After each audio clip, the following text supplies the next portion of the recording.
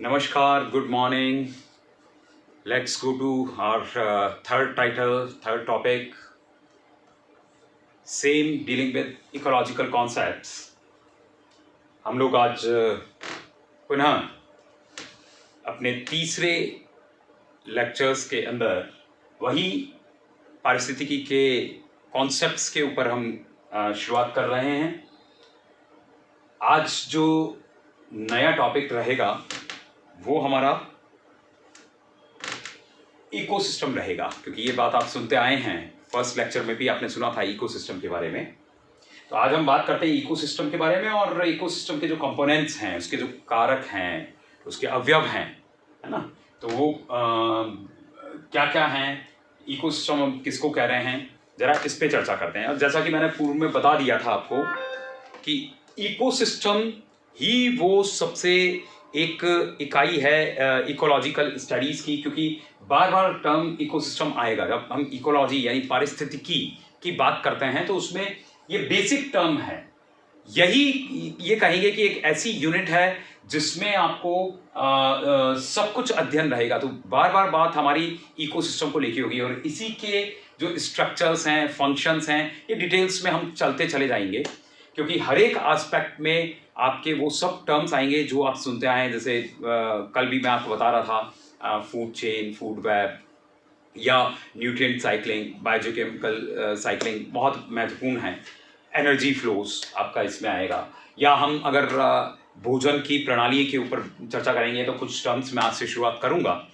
तो ये सब जितनी भी विषय वस्तु रहेगा वो पारिस्थितिकी में ही आएगा। Whatever the subject content for ecology we are dealing with, so most of that they are dealing with the ecosystem, the term ecosystem. So ecosystem को हिंदी में पारिस्थितिकी तंत्र, तो इको द सेम, इको बाह्य पर्यावरण, बाहर का वातावरण, और सिस्टम एक तंत्र। सो पारिस्थितिक तंत्र ये एक टर्म है। मैंने आपको बताया कि ये वो मूलभूत कड़ी है। जैसे आज हम अगर जीवों की बात करते हैं कि ये जीव है, तो जीव की जो सबसे एक छोटी इकाई जो संपूर्ण जीव को बना रही है, पूरे ऑर्गेनिज्म को बना रही है, तो हम क्या कहते हैं, सेल या कोशिका, या एक मकान बनाते हैं हम। तो मकान की एक इकाई की अगर हम बात करें तो क्या होगी उसमें, या तो ईंट या पत्थर और फिर सीमेंट, और उससे बाइंडिंग होता चला जाता है वो, लेकिन उसकी एक मूल इकाई, कोई ना कोई एक ऐसा अवयव जो उसको खड़ा कर रहा है। तो इसी प्रकार से हमें ये याद रखना है कि जब भी इकोलॉजी की बात आए, अगर आपके पास ये क्वेश्चंस आते हैं, पूछते हैं, क्योंकि ये बेसिकली कॉम्पिटिटिव एग्जामिनेशंस में आपसे पूछा जा सकता है, कोई इंटरव्यू में आपसे पूछ सकते हैं कि what is the basic functional unit of ecology. So don't worry, just immediately reply ecosystem, क्योंकि इकोसिस्टम से बड़ा होगा तो हम बायोम्स या एक बड़े लेवल पे बायोस्फीयर, टॉप मोस्ट लेवल पे हम बात करेंगे। लेकिन इससे अगर हम छोटे पे आएंगे तो हम general population ecology, community ecology, या सिंपल पॉपुलेशन कम्युनिटी, है ना, इस तरह की बात करेंगे हम। तो हमें ये चीज का ध्यान रखना है कि किस प्रकार से इकोसिस्टम डील कर रहा है। So it is the basic functional unit in ecology, बहुत ही एक मूल इकाई है इकोलॉजी की। मैं आपको पुनः याद दिला रहा हूं कि A.G. Tansley, Arthur G Tansley, ये नाम बस ये समझ लीजिए कि आपको याद होना चाहिए। कोई भी इकोलॉजी के स्टूडेंट्स हैं, कोई भी आप चैप्टर पढ़ते हैं, environmental sciences as a pure subject, optional subject अगर आप पढ़ते हैं, या आप जनरल इकोलॉजी अपने सब्जेक्ट्स में पढ़ते हैं एज अ कंपल्सरी सब्जेक्ट, या आपका जूलॉजी और बॉटनी का एक एक चैप्टर भी आएगा किसी भी उसमें, या इवन इन्वायरमेंटल जियोग्राफी पढ़ते हैं आप, या आप इन्वायरमेंटल सोशियोलॉजी पढ़ते हैं, या इकोलॉजिकल इकोनॉमिक्स पढ़ते हैं, कहीं भी पढ़ेंगे A.G. टेंसले का नाम हर वक्त आएगा। इससे पहले भी बहुत कुछ कहा गया था इकोसिस्टम के बारे में, लेकिन पूर्णतः बहुत अच्छी तरीके से टेंसले जी ने ही, ये ब्रिटिश नेचुरलिस्ट जिन्होंने इसको लिखा था। इसलिए आपको ये याद रखना है, कॉम्पिटिटिव एग्जामिनेशंस में पूछा भी जाता है कि who coined the term ecosystem. फिर मैं बता रहा हूं आपको, हैकल का नाम इकोलॉजी, हैकल जो हमने पहले पढ़ा है, और टेंसले का नाम इकोसिस्टम। सो इसमें कंफ्यूज मत होइएगा। बिकॉज कभी कभी कॉम्पिटिटिव एग्जामिनेशन में ये सिंपल टर्म पूछा जाता है तो उस समय हम मिक्स कर जाते हैं कि हैकल का क्या था या टेंसले का क्या था, हम तो गलत कर देते हैं। तो आप बहुत ध्यान से इकोलॉजी और इकोसिस्टम ये दोनों टर्म को बहुत ध्यान से आप उसमें देख के और ये करिएगा, कभी गलती मत करिएगा। ये बार बार टर्म टेंसले का नाम भी बार बार आएगा आपके इसके अंदर, और जैसा मैंने बताया आगे जब हम पढ़ेंगे तो ऑडम वगैरह इनका भी नाम आता रहेगा। एनीवे, तो एक इकोसिस्टम होता क्या है, वो सभी सिस्टम, वो बाहर सारा वातावरण, जैसा again I will go to the back slide. अगर मैं पिछली स्लाइड की बात करूं कि क्या मीनिंग है इसका, इको यानी बाह्य वातावरण और सिस्टम यानी पूरा जो बाहर की जितने भी आपका वातावरण है उसका उस जिस जीव के संदर्भ में हम बात कर रहे हैं उससे क्या इसका रिलेशंस है, उन सब के पूरा, वो भली स्ट्रक्चरल लेवल पे हो या फंक्शनल लेवल पे हो, यानी संरचनात्मक हो या किसी भी प्रकार के उसके गुण को लेके हो, उनके क्रियाकलापों को लेके हो, ये सब हम इकोसिस्टम में कवर करेंगे। सो ecosystem is a simple that functional basic unit of ecology which deals with the interrelationship of abiotic and biotic components। मैं पुनः बात बताता हूं कि ये वो इकोलॉजी की सबसे छोटी संरचनात्मक क्रियात्मक इकाई है जिसमें अजैविक और जैविक अंतर संबंधों को लेकर हम ज्ञान प्राप्त करते हैं। तो इस प्रकार आपको ये मैं अपने शब्दों में इसलिए बताता हूं कि देखिए डेफिनेशंस आप रट के भी कर सकते हैं, लिख भी सकते हैं, अनेक किताबों में आपके पास आएंगी और आप उसके माध्यम से आप लिख सकते हैं। लेकिन अगर आपको कॉन्सेप्ट्स मालूम है तो आप अपने व्यू से बना सकते हैं। जैसे मैंने यहाँ पे देखिए बोल्डली लिखा है बेसिक फंक्शनल यूनिट, तो बहुत ही एक मूलभूत इकाई और सारे लिविंग ऑर्गेनिज्म उसमें और इंटरेक्शन उसका बाह्य वातावरण।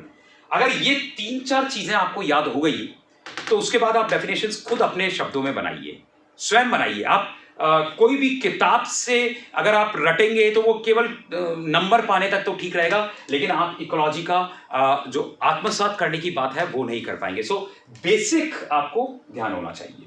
सो अभी जो मैं बात कर रहा था आपसे, हम सबसे पहले बात करते हैं स्ट्रक्चर की या संरचना की। तो संरचनात्मक दृष्टि से ये पारिस्थितिक तंत्र बेसिकली है क्या, मेनली 2 अवयवों का नाम इसमें आता है, एबायोटिक यानी बायो, ये याद रखिएगा, बायो जहां भी वर्ड आया यानी जीव से संबंधित।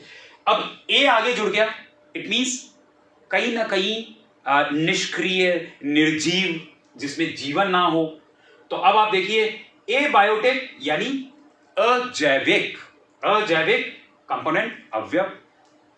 हिंदी स्टूडेंट्स को मुझे लगता है कि कहीं पे भी दिक्कत आनी नहीं चाहिए। टर्मिनोलॉजी अगर आप इंग्लिश में लेंगे तो बहुत अच्छा रहेगा, बात मैं हिंदी में कर ही रहा हूं आप लोगों से। यहाँ पे आपको इंग्लिश के जितने भी स्टूडेंट्स हैं उनके लिए तो डायरेक्टली इंग्लिश यहाँ पे मिल रही है।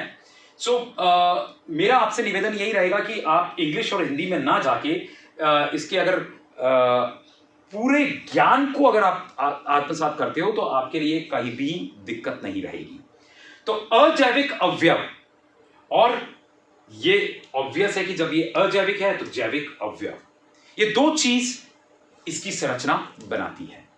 ये अलग बात है कि अजैविक कंपोनेंट और जैविक कंपोनेंट में जब हम और विस्तृत चर्चा करेंगे तो उनका अध्ययन और ज्यादा होगा। जैसे फॉर एग्जांपल अगर अजैविक की अगर हम बात करते हैं तो इसमें बाहर का जितना भी वातावरण है, अब बाहर का वातावरण में क्या क्या आएगा, बाहर के वातावरण की अगर हम बात करें तो आपका एक सामान्य सी बात है, अभी अगर हम किसी भी चीज को नहीं देखें, एक इंसान खड़ा है, क्या क्या आवश्यकता है, आप देखेंगे कि जमीन जिस पे खड़ा है, जमीन है, जमीन किससे बनी है, मिट्टी से बनी है, आपके कंकड़ पत्थर ये सब कुछ है, यानी एक लिथोस्फीयर।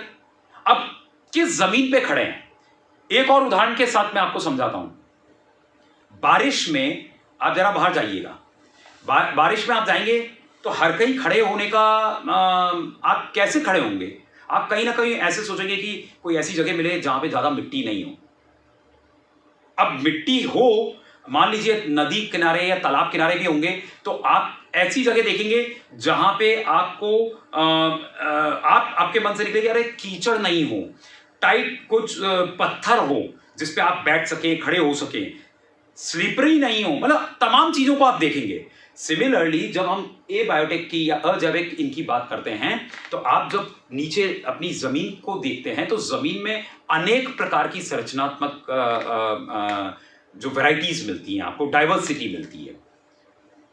अगर आप देखें राजस्थान की मैं बात करूं कि डेजर्ट में अगर आप जाते हैं, रेगिस्तान में, तो वहां पे आप खड़े रहेंगे तो आप देखिए वो मिट्टी कैसी होती है, सैंड ड्यून्स, और आप बैठते भी हैं तो आपके कपड़ों पे अगर वो जो भी वहां की सैंड है वो लगती है, यानी मिट्टी बारीक वाली मिट्टी नहीं है, कोर्स सैंड है, उसके क्रिस्टल्स थोड़े बड़े होते हैं। आपके पूरे शरीर पे आप अंदर भी हाथ घुसा देंगे, उस पर बैठेंगे, बहुत लोटेंगे, लेकिन थोड़ा सा यूं झटकाएंगे और सारे कपड़े भी साफ आपके।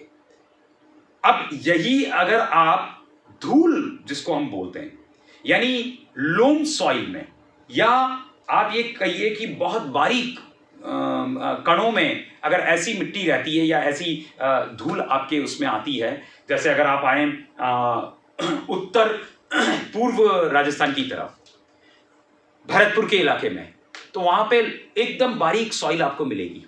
अब जैसे वो सूखी वाली सॉइल है उसमें आप बैठ जाइए, आप कपड़ों को कितना भी साफ कर दें, या एक सिंपल सी बात है, अगर मैं चौक को उठा के देखूं, चलिए उसी का उदाहरण ये है कि ये चौक है। अब चौक अगर आपके कपड़ों पे लग जाएगी तो डेफिनेटली आपके कपड़ों पे वो लगी ही रहेगी। क्यों ऐसा हो रहा है? क्योंकि इसके जो कण हैं वो इतने बारीक है कि आप जो कपड़ा है आपका या आपकी जो त्वचा के अंदर छिद्र हैं वो उसके अंदर समाहित हो पा रहे हैं। लेकिन वहीं अगर आप रेगिस्तान के सैंड की बात करेंगे तो उसके कुछ पार्टिकल्स बड़े हैं, तो वो ऊपर लगते हैं और फिर नीचे निकल जाते हैं, वो अंदर जो छिद्र हैं उसमें घुसेंगे नहीं। तो जितना छोटा होगा उसी के हिसाब से आपका अगर कपड़े हो चाहे आपका त्वचा हो वो उसमें घुसते चले जाएंगे। आजकल हम मास्क की बात कर रहे हैं, मास्क के अंदर भी आप देख रहे हैं कि तमाम प्रकार के मास्क हैं, एक 1 लेयर, 2 लेयर, 3 लेयर्स, और आपका N95 आजकल जो बातें चल रही है वो चर्चा किस पे चल रही है? वायरसेस, बैक्टीरिया, ये सब उनका साइज क्या है और इसका साइज क्या है, कैसे अंदर जा सकते हैं या कैसे हम बाहर निकल सकते हैं। ड्रॉपलेट्स होती है जो आप स्नीजिंग करते हैं, छींकते हैं, या खांसी आती है तो वो जो निकलता है ड्रॉपलेट्स उसका क्या होता है और उसमें कौन कौन से वो। तो सिमिलरली आप जिस एरिया में खड़े हैं उसका स्ट्रक्चर भी डिफरेंट रहता है। तो यहाँ पे हम पूरे ऐसे एडेपिक गुण, यानी उस मिट्टी के, उस जमीन के क्या गुण हैं, कैसे वो असर डालते हैं, उसके बारे में पढ़ेंगे तो यहाँ पे आपका बात आएगा। साइमल्टेनियसली अगर हम बात करें कि आपकी जो ऊर्जा के स्रोत हैं, ऊर्जा के स्रोत कौन हैं, आपको सबसे पहले सबसे इंपॉर्टेंट जो है आपकी ऊर्जा वो आ रही है आपकी कहां से? सूर्य से। सौर मंडल से जो भी आपकी ऊर्जा आ रही है वही तो जीवन दे रहा है पृथ्वी के ऊपर, और एक निश्चित प्रपोर्शन में यहां आ रही है। अदरवाइज ऐसा कहें तो बुध ग्रह या मरकरी पे, वो तो बिल्कुल सूरज के नजदीक है, तो हमें वहां क्यों जीवन नहीं मिल रहा है? लेकिन वहां की जो परिस्थितियां हैं, यानी सौर ऊर्जा मिल रही है आपको, सूरज की रोशनी मिल रही है, उसकी ऊर्जा आपको मिल रही है, लेकिन उसका जो तापमान है वो इतना हाई है कि जीवन को वहां पे सफलता मिलती नहीं है। सिमिलरली मंगल के लिए बात उठ रही है कि वहां पे जीवन हो सकता है, तो कहीं ना कहीं मंगल ग्रह पे वो सूरज की जो ऊर्जा है उसका एक लेवल है जहां पे जीवन होने के संकेत मिलते हैं। सौर ऊर्जा के साथ ही आपका वायु, अगर वायु नहीं है तो डेफिनेटली हमारा जीवन नहीं है। आप प्राणायाम भी कर रहे हैं तो आप कितनी देर तक अपनी श्वास को रोक लेंगे? कुछ पलों के लिए, कुछ मिनटों के लिए? क्या ऐसा हो सकता है कि एक दिन आप बिना श्वास के रह लें? यह अलग बात है कि अगर हम वैज्ञानिक सोच से देखें कि हम कहें कि हमारे जो योगी जन थे वो काफी उसमें रहते थे, लेकिन फिर भी एक लेवल था। जैसे फॉर एग्जाम्पल अगर आपने जीव विज्ञान में पढ़ा हो कि मेंढक बारिश में निकलते हैं और उसके बाद कहां चले जाते हैं, तो मेंढक का उदाहरण मैं इसलिए दे रहा हूं कि मेंढक चले जाते हैं एक डॉर्मेंट अवस्था में। ऐसे ही कई इंसेक्ट्स भी चले जाते हैं, कई जीव जंतु हैं जो डॉर्मेंट यानी सुप्ता अवस्था में चले जाते हैं। तो क्या उस समय वो वायु नहीं ले रहे हैं? ले रहे हैं। तो दूसरा मुख्य जो है अवयव वो हमारा वायु है। यानी एटमॉस्फेयर की जब हम बात करेंगे। तीसरा पानी बहुत महत्वपूर्ण है। अब पानी आप ले रहे हैं तो पानी हवा से ज्यादा दिन, यानी हो सकता है कुछ घंटों के लिए, कुछ दिनों के लिए आप बिना पानी के भी रह सकते हैं, क्योंकि पृथ्वी पे ऐसी ऐसी जगह है, रेगिस्तान स्पेशली अगर मरुस्थल की बात करें तो वहाँ पे पानी के बिना कई जीव जंतु जीवित रहते हैं। और कंगारू रैट के बारे में तो आपने सुना ही है कि उसके लिए कहा जाता है कि कई वर्षों तक वो रहता है। और कॉकरोच के बारे में अगर आपने 11वीं 12वीं में पढ़ा होगा या जनरल आप सुनते होंगे कि कॉकरोच एक ऐसा जीव है जो पानी नहीं पीता है, लेकिन पानी नहीं पीता है तो उसका पानी फिर आता कहाँ से? पानी की आवश्यकता है, वो लेता है। तो उसके जो भी वो खा रहा है उसमें कहीं ना कहीं जो वाटर मॉलिक्यूल्स हैं, जो अणु हैं, वहां से वो पानी को ले रहा है। तो यानी कहने का मतलब ये हो गया कि ये सारे एबायोटिक कंपोनेंट्स हैं। ये अब इससे संबंधित, जैसे मैंने आपको एक सूरज की रोशनी के बारे में या सूरज के बारे में बताया कि ऊर्जा आप मिल रही है, लेकिन आग या सूरज के नजदीक, कितना नजदीक हो आप, कितना दूरी बनाए रखो, क्योंकि बहुत दूर होंगे तो उस पे भी आपको जो ऊर्जा जिस क्वांटिटी में चाहिए वो नहीं मिलेगी। अच्छा, पृथ्वी पे भी सारी ऊर्जा नहीं आ रही है, उसके जो पार्ट्स हैं हम पढ़ेंगे अभी डिटेल में कि सूरज के कौन से पार्ट्स हैं जो हमें पृथ्वी तक पहुंच रहे हैं। आपने सुना होगा यूवी के बारे में, अल्ट्रावायलेट, पराबैंगनी किरणें, वो हम पढ़ेंगे आगे। तो ये सब चीजें एबायोटिक कंपोनेंट्स में आएगी। सनलाइट है तो वो लाइट कैसी है, लाइट है तो उसमें कौन कौन से पार्ट्स यहाँ आ रहे हैं, अल्ट्रावायलेट, इंफ्रारेड। और जब सूरज की रोशनी अंदर आ रही है, यानी एटमॉस्फेयर क्रॉस करके यहाँ आ रही है, जो हमारा स्ट्रेटोस्फीयर है, वो सब हम अभी एटमॉस्फेयर, स्ट्रेटोस्फीयर जहाँ पे हम बात कर रहे हैं एटमॉस्फेयर, स्ट्रेटोस्फीयर लेयर की, वो भी हम इसमें पढ़ेंगे जब विस्तृत रूप से हम एटमॉस्फेयर के बारे में पढ़ेंगे। तो यही सब चीजें हमें इसमें। अच्छा, फिर ये साइकिल पानी का कहां से आ रहा है, कैसे आ रहा है? तो पानी का एक चक्र होता है। पानी आप पी रहे हैं जो पानी, वो कितनी, कहां से आ रहा है और कैसे आ रहा है। समुद्र का पानी आप नहीं पी सकते, समुद्र में शिप्स हैं, लेकिन पानी अगर आपके पास नहीं है तो पानी बाहर देखते रहो। या तो उस समुद्र के पानी को आप इस तरह से आप डिसैलिनाइज करो, यानी उसका नमक निकालो कि आपके पास शुद्ध पानी मिल जाए। तो वो कितने पानी की क्वांटिटी है, कैसे आ रहा है। फिर कई प्रकार की आपकी मिनरल्स हैं, न्यूट्रिएंट्स हैं। जैसे हम पेड़ों के विषय में बहुत बात करते हैं या अपने खेतों के बारे में, NPK, nitrogen, phosphorus, potassium. Similarly हम अगर मनुष्य की या जीव की बात करें तो उनको भी हर एक को कुछ ना कुछ क्वांटिटीज में कम या ज्यादा, उसमें जैसे आपने अगेन 9वीं 10वीं में सबने पढ़ा होगा मैक्रो न्यूट्रिएंट्स, यानी वो न्यूट्रिएंट्स जिसकी तादाद ज्यादा क्वांटिटी में हमको चाहिए होती है, और माइक्रो न्यूट्रिएंट्स जो कुछ अवस्था में हमें चाहिए होता है। जैसे फॉर एग्जांपल मान लीजिए कि आपको लेड, अब लेड आपका एक निश्चित मात्रा से ऊपर चला गया, 0.001 ppm से ऊपर चला गया तो उससे कई व्याधियां हो जाएगी। नाइट्रोजन आपको बहुत तादाद में मिल रहा है, हवा से भी आप अंदर जा रहे हैं, लेकिन क्या वो जितनी नाइट्रोजन बाहर है 78%, वो क्या संपूर्ण हमारे उसमें जा रही है? नहीं जा रही है। तो हम कितनी मात्रा में ले रहे हैं? अगर वो बहुत ज्यादा आ जाए तो हमारे अंदर क्या इश्यूज हो जाएंगे, इससे भी ज्यादा अगर आ जाए, या अगर इससे कम हो जाए तो हम में क्या व्याधियां होगी। मान लीजिए एक सामान्य से उदाहरण है कॉपर। हम लोग तांबे के पात्र में बहुत जल लेते हैं, और ये अब तांबे का एक निश्चित मात्रा हमारे डाइजेस्टिव सिस्टम के लिए बहुत उपयोगी है। क्यों? क्योंकि जो अंदर फ्लोरा है हमारे जीव के अंदर, जो भी पाचन हम कर रहे हैं उन अवयवों को लेने के लिए काम करता है, उसको ये भोजन के रूप में उसके लिए महत्वपूर्ण है। मतलब उसकी जो मैकेनिज्म है इसको तोड़ने की, हमारे न्यूट्रिएंट्स निकाल के हम एक एक सेल तक पहुंचाने की, उस प्रक्रिया में, उस एनर्जी रिएक्शन में ये एक तरह से इंपॉर्टेंट रोल प्ले करता है उस मेटाबॉलिज्म में। तो उपापचयी क्रियाएं जो हैं अंदर की, उसमें कॉपर का बहुत महत्वपूर्ण रोल है। लेकिन यही कॉपर अगर बहुत बड़ी तादाद में आ जाए तो हमारे लिए क्या नुकसान हो सकते हैं, और नहीं जाए तो उसके क्या परिणाम होंगे। तो ऐसी कुछ चीज़ें हम ये पढ़ेंगे बायो जियोकेमिकल साइकिलिंग, स्पेशली जब कार्बन के संदर्भ में, सल्फर के संदर्भ में, या नाइट्रोजन के संदर्भ में, और जल के संदर्भ, तो ये सब हम एबायोटिक कंपोनेंट में पढ़ेंगे। और कुछ ऐसी चीज़ें जैसे सॉइल में मैंने पीएच का बताया है, टोपोग्राफी, मिनरल्स के बताया है, और टेम्परेचर, तापमान हुआ, वायु हुई, आर्द्रता कितनी है, ये छोटी छोटी चीज़ें हैं जो यहाँ पे आते हैं। यानी कि जलवायु, आज जलवायु परिवर्तन काफ़ी हम बात कर रहे हैं, और आप देख लीजिए ग्लोबल राइज जो हो रहा है टेम्परेचर में, अब टेम्परेचर हाई हो गया तो हमें क्या फ़र्क पड़ेगा, हमें मीन्स जीव को। तो बट नेचुरली आप देख लीजिए कि आजकल कई पेड़ों में उसका जो एक फिनोलॉजी होती है, यानी कब पुष्प आएंगे, कब पत्तियाँ आएगी, ये एक साइकिल होती है, एक चक्र होता है। अब वो चक्र गड़बड़ा गया है, और वो चक्र गड़बड़ाने के पीछे क्या कारण है, तापमान में अधिकता या उसकी न्यूनता, ये सारी चीज़ें, ग्लोबल वार्मिंग का जो इम्पैक्ट है, या ग्रीन हाउस गैस का जो कॉन्सेप्ट है, वो सब हम आगे एबायोटिक कंपोनेंट के रूप में, वहाँ पे मैं बार बार ये नहीं बोलूँगा कि एबायोटिक कंपोनेंट है, लेकिन वो सब चीज़ें कहीं ना कहीं यहाँ पे आपको कोरिलेट करनी है कि किस प्रकार से इकोसिस्टम के एबायोटिक कंपोनेंट्स हैं जिनके ये सारे फ्लोस हो रहे हैं। इसी को हम सौर ऊर्जा को एनर्जी फ्लो के माध्यम से भी पढ़ेंगे, हम एनर्जी का कॉन्सेप्ट भी पढ़ेंगे, यानी ऊर्जा का क्या किस तरह से चक्रण होता है या कैसे फ्लो होता है।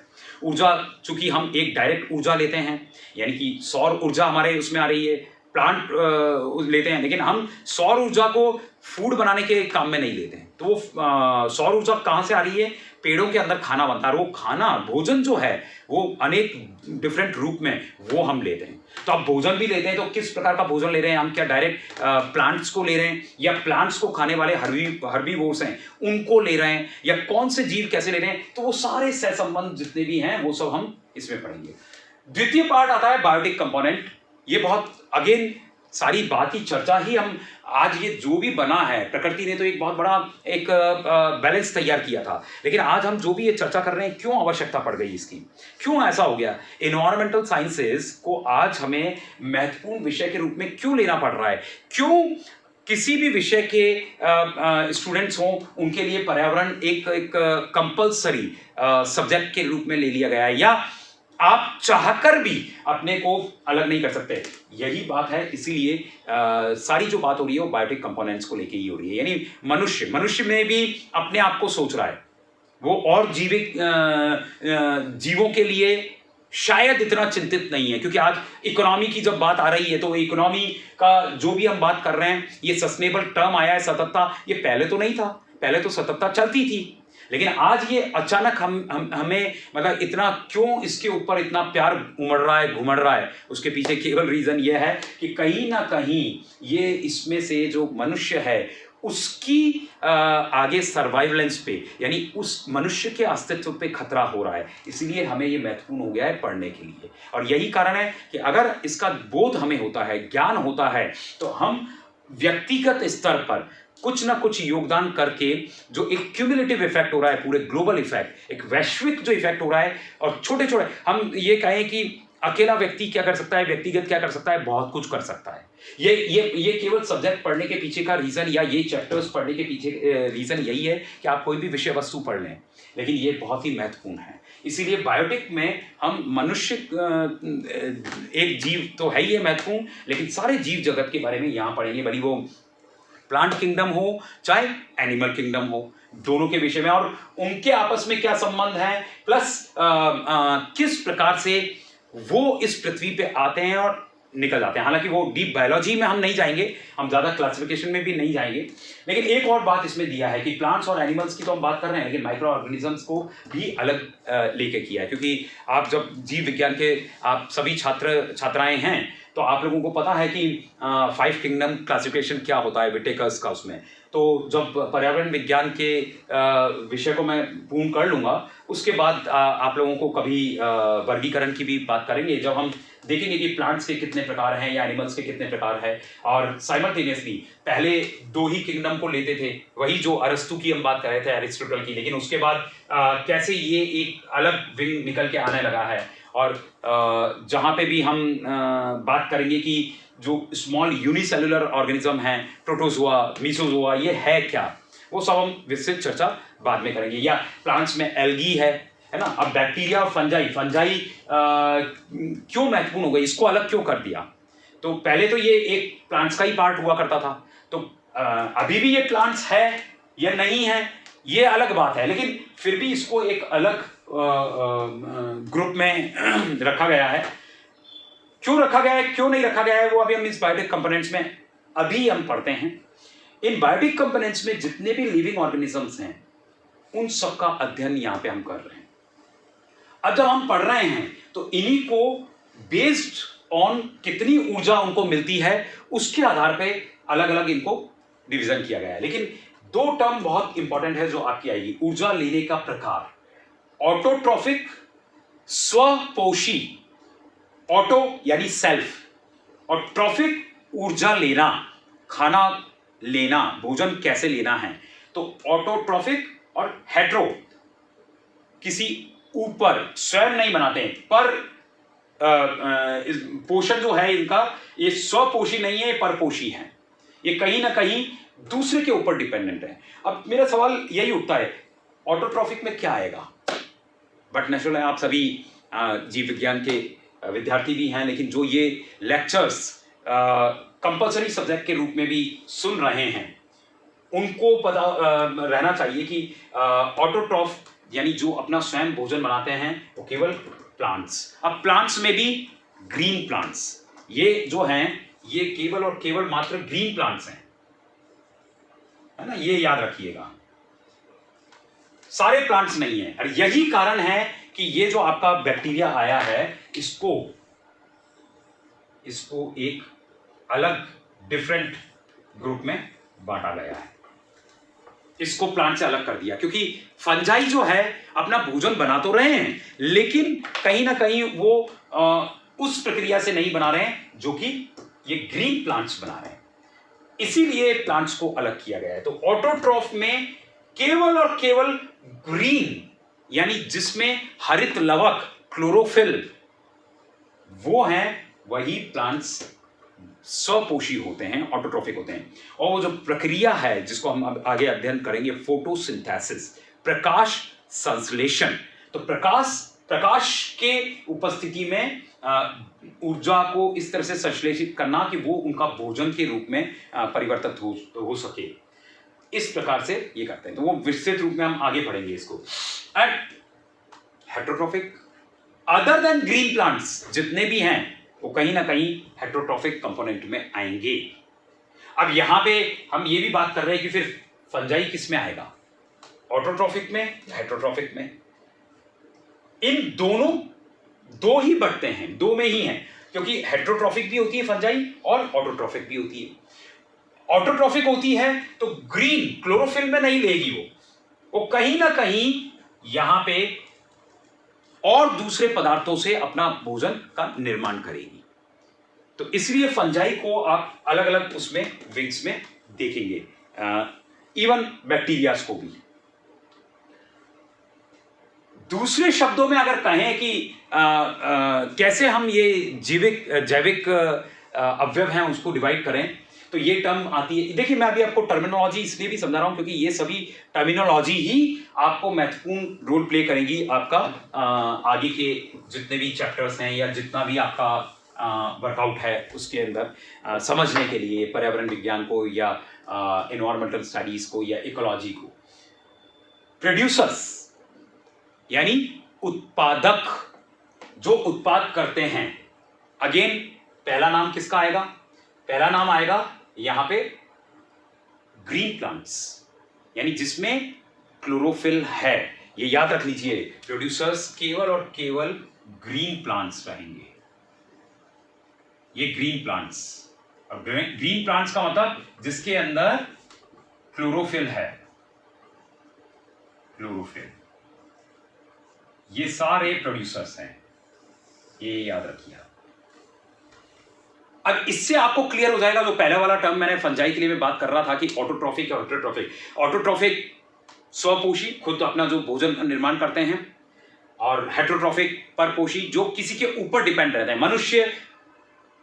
बट नेचुरल है, कई बच्चों से जब मेरी बातचीत होती है मैं उनसे बोलता हूं कि ऑटोट्रॉफिक, बच्चों की बात कर रहा हूं मैं, उनको जब पर्यावरण विज्ञान में ऐसे ही खेलते बूझते पढ़ाने से पहले मैं बात करता हूँ कि सिंपल डेफिनेशन में ऑटोट्रॉफिक है जो अपना खाना स्वयं बनाते हैं, और परपोषी है, हेटेरोट्रॉफिक है जो अपना खाना नहीं बनाते हैं। तो अब आप बताइए, हमें उदाहरण दीजिए। तो बच्चे उदाहरण देते हैं बड़े अच्छी तरीके से कि मम्मी अपना खाना खुद बनाती हैं, तो वो हो गई ऑटोट्रॉफिक, और हम चूंकि मम्मी के बनाया हुआ खाने को लेते हैं इसलिए हम हो गए परपोषी। तो बड़ा इनोसेंस वे में उनका जवाब रहता है। लेकिन हमें याद रखना है कि फिर जब हम आगे बोलते हैं कि अच्छा मम्मी खाना बनाती है, तो मम्मी खाना कहाँ से लाती है, फिर उनको याद आता है कि हाँ मम्मी बाहर से लाती है। देखिए, ये आज की जनरेशन का मैं बता रहा हूँ। गांव के बच्चे नहीं बोलेंगे, गांव के बच्चों को पता है। माफ कीजिएगा, मैं कोई डिस्क्रिमिनेशन नहीं कर रहा हूँ, किसी प्रकार का भेद नहीं कर रहा हूँ, लेकिन मेरे जो अनुभव हैं उसमें मैं आपको बता रहा हूँ कि किस प्रकार से आज बच्चों का ज्ञान जा रहा है। किताबी ज्ञान तो बहुत आ रहा है, लेकिन कहीं ना कहीं व्यवहारिक ज्ञान में हमें कमी आ रही है। एक शहरी बच्चे के साथ भी ऐसा ही हो गया था। हम जब बात कर रहे थे, या उनके साथ जब बच्चों के साथ बात कर रहे थे कि बेटा दूध कहाँ से आता है आपका, तो उनका जवाब होता है बोतल से, यानी बॉटल बंद। उनके वहाँ पे वो बॉटल्स रख के बाहर चले जाते हैं, या थैलियों में आता है। उनको नहीं पता है कि दूध गाय से आ रहा है या कहीं बाहर से और प्रोसेस होकर आ रहा है। उनके लिए तो केवल और केवल मात्र ये, वो दूध वाला बाटली लेके आता है तो बाटली वाला लेके आता है, बाटली हमारी बाहर आ जाती है। तो बोले कि कहाँ है, कि बाटली वाला बाटली लाता है, दूध वहाँ से आता है। अगर हम पानी की बात करें तो ये पानी के लिए तो काफ़ी इंपॉर्टेंट चीज़ होता है। उसमें भी हम बच्चों से बात करते हैं, ये तो गाँव के बच्चों के साथ भी होता है। जब उनके साथ बात करते हैं कि बेटा बताओ, बच्चों बताओ कि कहाँ से पानी आ रहा है। सब वो खेचू से, हैंडपंप से पानी आ रहा है। अरे वहां से तो आ रहा है, लेकिन वो भी कहाँ से है। फिर जब वो सोचते हैं फिर पता चलता है अरे वो तो जमीन के अंदर से है, या नदी पे ऊपर कुएं में से ले रहे हैं तो नीचे से आ रहा है, और नदी है तो ऊपर से ले रहे हैं, या इस प्रकार की बावड़ियाँ या बाहर का पानी है। फिर उनको पता चलता है चक्रण। तो ये हम आगे देखेंगे, लेकिन हमें ध्यान रखना है यहाँ। तो प्रोड्यूसर्स केवल ग्रीन प्लांट्स, कंज्यूमर, बाकी सब कहीं ना कहीं उपभोक्ता श्रेणी में आते हैं। उत्पादक केवल ग्रीन प्लांट्स और उपभोक्ता बाकी सब। अब उपभोक्ता जितने भी हैं वो भी उपभोक्ता प्राथमिक स्तर पे हो सकते हैं, जिसको हम शाकाहारी बोलते हैं। जैसे खरगोश है, अब खरगोश क्या खा रहा है, वो घास खा रहा है, या कोई कंदमूल खा रहा है, तो वो प्राथमिक स्तर पे वो डायरेक्ट प्रोड्यूसर्स को, ग्रीन प्लांट्स को खा रहा है। या गाय क्या खा रही है, गाय डायरेक्टली उसी को खा रही है, जितने भी हर्बीवोर्स हैं, हिरण है ना, बकरी, तो ये हमें ध्यान रखना है। या ऊंट, कैटल्स जितने भी हैं हमारे, है ना। एक सेकंड ऑर्डर जिसको हम कार्निवोर्स बोलते हैं, यानी ये वो उपभोक्ता हैं जो उसी सूर्य ऊर्जा को कहां से ले रहे हैं, इनको खा के। ये कुछ ऐसे जीव हैं, ये प्योरली क्या करेंगे, ये इनको खाएंगे, यानी ये पेड़ को नहीं खा सकते। जैसे अगर शेर की बात करें, या भेड़ियों की बात करें जंगल के उसमें, तो कहीं ना कहीं, और शिकारी पक्षी जितने भी हैं वो दूसरे पक्षी को खा लेगी। जो ग्रीन खा रही है पक्षी, उनको वो ले लेगी, खा लेगी। या बड़ी मछली हैं, शार्क्स हैं वो। अब इसमें जैसे एक और वो आता है जिसको हम बोलते हैं कि थर्ड लेवल, तृतीयक स्तर के उपभोक्ता। प्राथमिक, द्वितीयक और तृतीयक। तृतीयक भी कहीं ना कहीं कार्निवोर्स होते हैं, लेकिन इनमें एक और विशेषता भी होती है कि ये लोग डायरेक्ट इनको भी खा लेते हैं, यानी ओमनिवोर्स जितने भी हैं वो भी कहीं ना कहीं इधर इसमें आते हैं। ओमनिवोर्स यानी सर्वाहारी, शाकाहारी, मांसाहारी, और तीसरा है ओमनिवोर्स, ओमनिवोर्स यानी सर्वाहारी, है ना। तो इस प्रकार के भी यहां आते हैं। और उनके अलावा पैरासाइट, स्कैवेंजर, सेप्रोप्स, इनको अलग रख दिया गया है। तो ये भी होता है। ये क्यों अलग रखा है वो हम बताएंगे, लेकिन एक महत्वपूर्ण और चीज है, अब घटककारी। यहां पे ये उपभोक्ता है, उपभोक्ता ये भी हैं, लेकिन फंजाई की जो अभी हम बात कर रहे थे पहले, यहां पे ऐसे बैक्टीरियाज, ऐसी फंजाई जो कहीं ना कहीं मृतोपजीवी हैं, यानी मृत उस पे रहती है। तो इनको, ये डी वाले को भी आप कहीं ना कहीं इससे कोरिलेट कर सकते हो, डीकंपोजर्स। ये क्यों अलग रखा है इसको, क्योंकि आगे जब हम खाद्य श्रृंखला की बात करेंगे तो कितने प्रकार की खाद्य श्रृंखला कैसे वो चलती है, उसमें ये महत्वपूर्ण अवयव आएगा। इसी उसमें। तो इसलिए हमें ये ध्यान रखना है। तो आपको जीवित जैविक अवयवों के बारे में आइडिया लग ही गया है। अब इकोसिस्टम के प्रकार मैंने जानबूझ के उसको डिटेल में यहां नहीं दिया है। अगर हम इकोसिस्टम की बात करते हैं तो इकोसिस्टम आप हर वो जगह, हर वो स्थान, वृहद स्तर पर या छोटे स्तर पर, अभी हम स्लाइड्स में नहीं देखते हैं और अब हम डायरेक्ट बोर्ड पे देखते हैं कि किस प्रकार से यहाँ पे हमारा इकोसिस्टम वो रहेगा। हम डायरेक्ट बोर्ड से ही देखेंगे। और अगर इस पेड़ को हम कहते हैं कि ये थोड़ा बरगद का पेड़ है ना, एक यहाँ पे पॉन्ड है, ये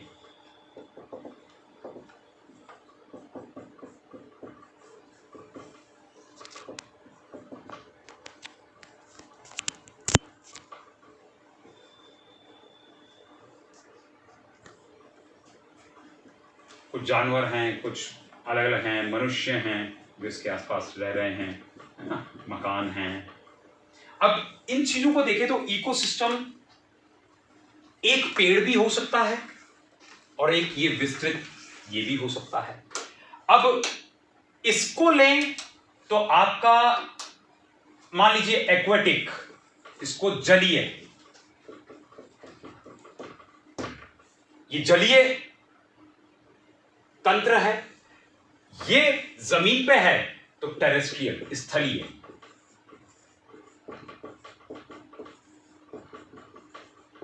तो ब्रॉडली अगर हम बात करें तो आपका एक एक्वेटिक और एक टेरेस्ट्रियल, यानी कि ये जलीय और ये स्थलीय या थलीय, दो प्रकार के आपके पारिस्थितिक तंत्र मुख्य रूप से आपको मिलेंगे। अब इस एक्वेटिक में आप पे प्रश्न ये बनता है कि किसी भी एक इकोसिस्टम को, एक्वेटिक इकोसिस्टम को बताएं। आगे आप पढ़ेंगे कि किस प्रकार से उसमें जो खाद्य श्रृंखला है या खाद्य जाल है वो होता है।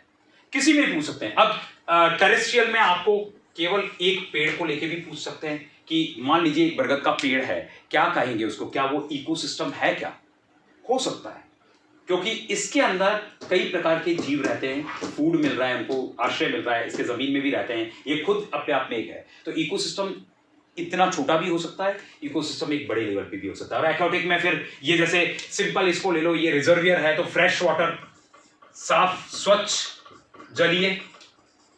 लेकिन वहीं अगर पृथ्वी की हम बात करें तो इसका 2/3 हिस्सा जो है वो क्या है? समुद्र, तो मैराइन। तो एक्वेटिक में बात करें तो आपका समुद्री या स्वच्छ जलीय। अब स्वच्छ जल में भी बात करें तो इसके अंदर बहता हुआ पानी हो सकता है, नदी यानी रिवर, जिसमें हम टर्म आगे पढ़ेंगे लॉटिक, तो वो फ्रेश वाटर इकोसिस्टम हो सकता है, या रुका हुआ पानी हो सकता है, जैसे मैंने अभी ये पॉन्ड बताया है, ये पॉन्ड एक इकोसिस्टम है।